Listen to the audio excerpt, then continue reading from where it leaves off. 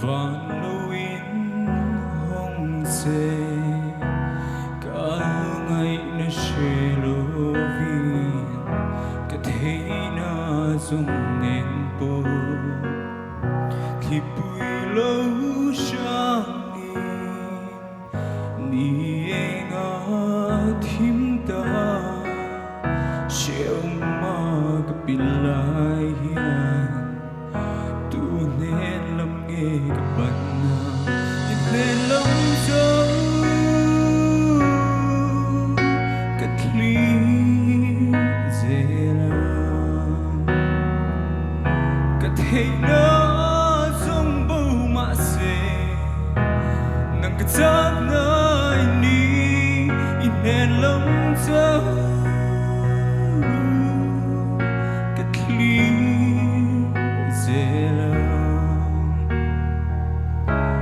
nước thơm ri đai mà sẽ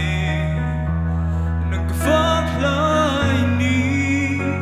nên làm dấu